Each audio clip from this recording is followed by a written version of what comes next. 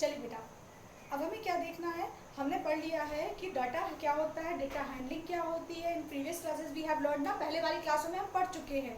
और साथ ही साथ में हमने पढ़ा है what are the various ways to represent the data graphically. किसी भी गिवन डेटा को ग्राफिकली आप किस तरीके से या ग्राफ के फॉर्म में आप किस तरीके से रिप्रेजेंट करते हैं, वो कौन कौन से तरीके हैं। Now we have to learn all those ways separately. अब आपको वो सारे तरीके एक एक करके हमें सीखना है ना। तो जो सबसे पहला तरीका है रिप्रेजेंटेशन का डेटा का, दैट इज पिक्टोग्राफ। तो पिक्टोग्राफ क्या है? Pictograph is a pictorial representation of data. किसी भी दिए गए डाटा का कैसा रिप्रेजेंटेशन? पिक्टोरिकल। पिक्टोरिकल का मतलब होता है by making the pictures, by using the symbols. ठीक है, तो बाय यूजिंग सिंबल्स, किसी भी सिंबल को यूज करके, किसी भी पिक्चर को यूज करके अगर आप किसी डेटा की इंफॉर्मेशन दे रहे हो, किसी डेटा को शो कर रहे हो या किसी को समझा रहे हो, तो वो क्या कहलाता है? It's a pictograph. पिक्टोग्राफ बताने के लिए जैसे सपोज एक एग्जांपल के थ्रू हम इसे अगर समझें तो here the number of months are given, name of the months are given और number of sold cars are given. मतलब यहाँ पे आपको क्या दिया गया है? कुछ महीने दिए हुए, 3 महीने, जुलाई, अगस्त और सितंबर, और उन तीनों महीनों में, ठीक है, नंबर ऑफ शोल्ड कार्ड, बेची गई कारों की संख्या बताई गई है। जहां पर जो की है, इसकी की मतलब होता है पर्टिकुलर सिंबल, एक सिंबल को हम क्या बोलते हैं? की। ठीक है, तो एक जो गाड़ी है वो किसको बताती है? 100 कार्स। अगर आपके पास एक कार बनी हुई है, इसका मतलब है कितनी कारों के बारे में बात की जा रही है? 100 कार्स के बारे में बात की जा रही है। If there is a half car, वहां पे कैसी है? हाफ कार बनी हुई है, तो it means it is talking about 50 cars. कितनी गाड़ियों के बारे में बात की जा रही है? 50 गाड़ियों के बारे में बात की जा रही है, 50 गाड़ियों के बारे में। तो अब हम देखते हैं कि किस तरीके से हम रिप्रेजेंट करते हैं पिक्टोग्राफ को, कैसे इंफॉर्मेशन फैच करते हैं। देखिए, जुलाई के मंथ में नंबर ऑफ कार्स, कितनी कार बनी हुई है? एक, तो इसका मतलब हो गया, यहाँ हो गया 100 कार्स। ठीक है, कितनी कार बेची गई? 100 कार बेची गई। In the month of August, अगस्त के महीने में 2 कार्स आ गए, मतलब 200 कार्स। ये हुई 100, ये भी हुई 100, तो 200 हो गई। अगर सितंबर की बात करें तो 100 प्लस 50 दैट मीन्स 150 कार्स, है ना। तो इतनी गाड़ियां इस तरीके से बेची गई। अब जो क्वेश्चन पूछा है हमसे, how many cars were sold in July, तो आप देखो जुलाई मंथ में कितनी कार्स बेची गई हैं? 100 कार्स। तो आपका आंसर हो जाएगा 100। कैसा आंसर रहेगा हमारा? 100 रहेगा। In which month, second question देखते हैं, in which month maximum number of car sold, सबसे ज्यादा कार किस महीने में बेची गई? तो यहाँ देखिए, जुलाई में 100 है, अगस्त में 200 है और सितंबर में 150 कारें बेची गई हैं। तो यहाँ पर 200 सबसे ज्यादा हुई ना, 200 कार सबसे ज्यादा हुई किस महीने में? अगस्त के महीने में। आप आंसर लिखेंगे इन द मंथ ऑफ अगस्त, ये डायरेक्ट लिख देंगे अगस्त। ठीक है, third one is find the total sale of और 3 मंथ्स, तीनों महीनों की टोटल सेल बताइए। तो टोटल बिक्री कितनी हुई यहाँ पर?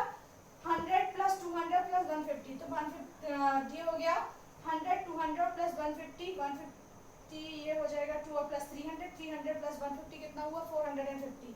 तो 450 कार्स। क्वेश्चन को हम ऐसे कर देते हैं, find the total sale of, find the total number of car, ऐसा लिख लो इसके लिए, number of cars sold in all 3 months. ठीक है, question should be like this, ऐसा होना चाहिए, या डायरेक्ट कुछ सेल के बारे में पूछा जा रहा था तो हमें यहाँ अमाउंट गिवन होना चाहिए था। ठीक है, तो क्वेश्चन में ये पूछा है find the total number of cars sold in all 3 months, तीनों महीनों में बेची गई टोटल कार कितनी है?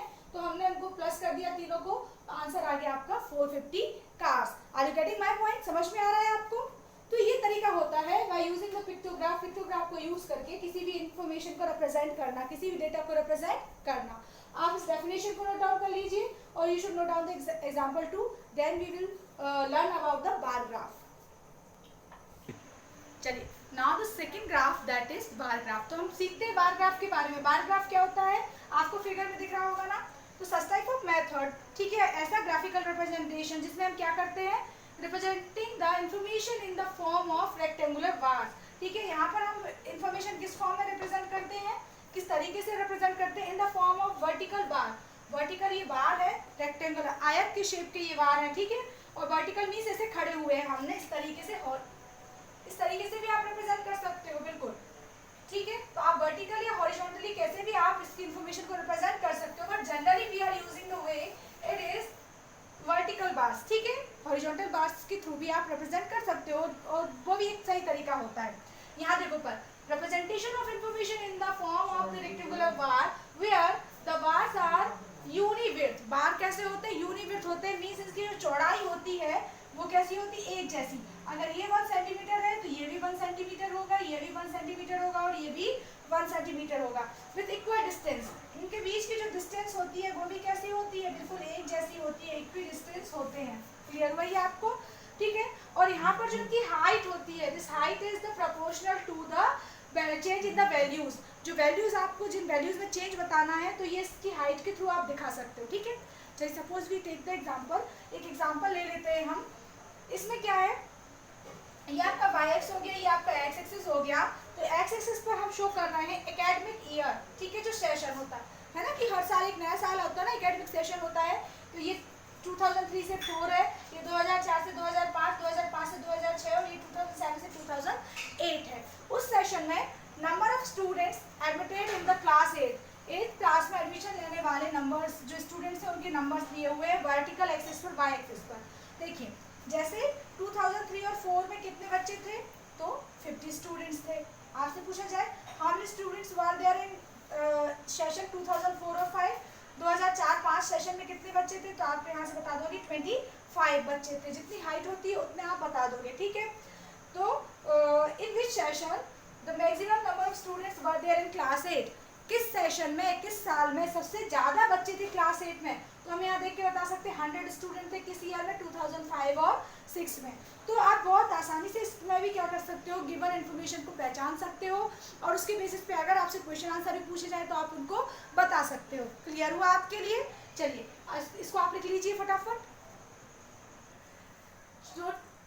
नेक्स्ट आपका जो ग्राफिकल रिप्रेजेंटेशन है that is double bar graph. अभी किसके बारे में? अभी हमने बार ग्राफ सीखा, now we are going to learn about double bar graph. देखो बेटा डबल बार ग्राफ कैसा, बार तो हमने समझ लिया ना, जो रेक्टेंगुलर बार्स के थ्रू रिप्रेजेंट करते हैं इन्फॉर्मेशन, तो वो क्या होता है? Bar graph. अब डबल बार ग्राफ के बारे में अगर पूछा जाए तो डबल बार ग्राफ क्या होगा?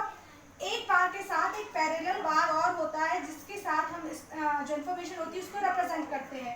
It is mainly use to, किस लिए यूज किया जाता है? Mostly it is mostly use to compare the information. ठीक है, किसी भी गिवन इन्फॉर्मेशन को आप क्या करते हो? कंपेयर करते हो। कंपेयर कैसे करेंगे? जैसे फॉर एग्जांपल यहाँ देखिए, it is the result about a student. एक स्टूडेंट है, उसके 3 सब्जेक्ट मैथ, एसएसटी और हिंदी का रिजल्ट यहाँ पे दिया हुआ है। ठीक है, जो व्हाइट मार्क्स है, ठीक है, जो अनशेडेड मतलब जिसे हमने शेड नहीं किया है वो वाला बार क्या शो कर रहा है? It represent the marks of 2005 और 6। ठीक है, ये 2005 और 6 का जो मार्क स्कोर था स्टूडेंट का वो रिप्रेजेंट कर रहा है। और जहां पर हमने चेक बनाए हुए हैं, ठीक है, जिसको शेड करने की कोशिश की है वो क्या कर रहा है?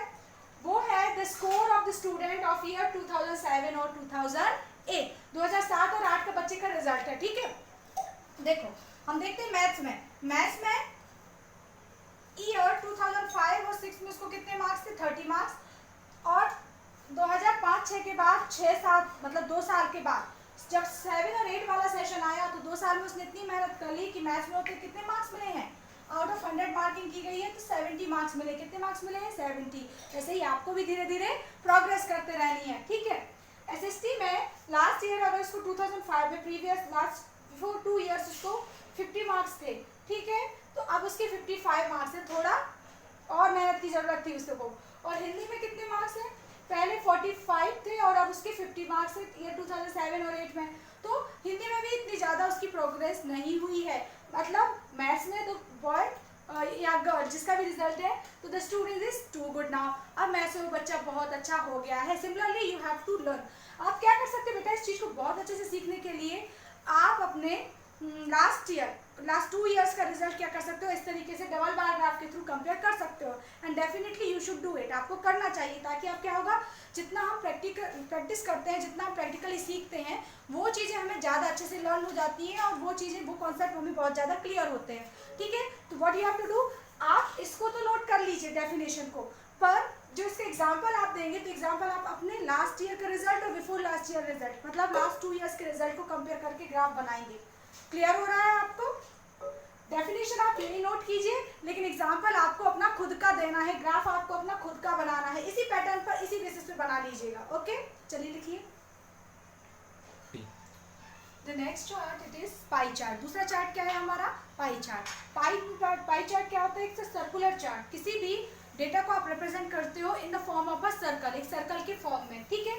तो ये क्या कहलाता है? आपका पाई चार्ट कहलाता है। डेफिनेशन देख लेते हैं। Representation of the information in the form of circular graph. एक सर्कुलर ग्राफ के फॉर्म में अगर आप इंफॉर्मेशन रिप्रेजेंट करते हो तो हम उसे क्या कहते हैं? पाई चार्ट कहते हैं, या इसी को आप सर्कुलर ग्राफ या सर्कुलर चार्ट भी कहते हो, ठीक है।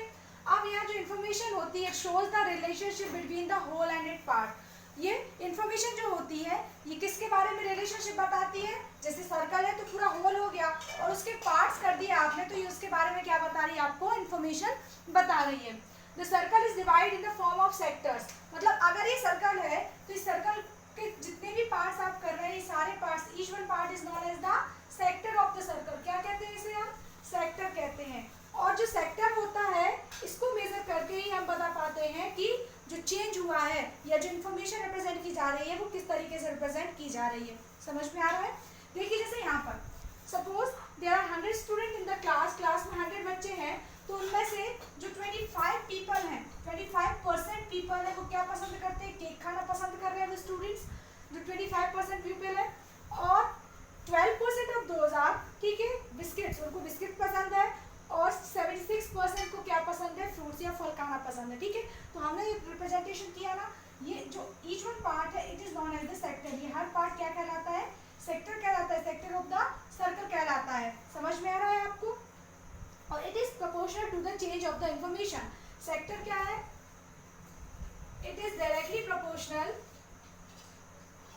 टू द, इसको आप कह सकते हैं directly proportional to the change of the information.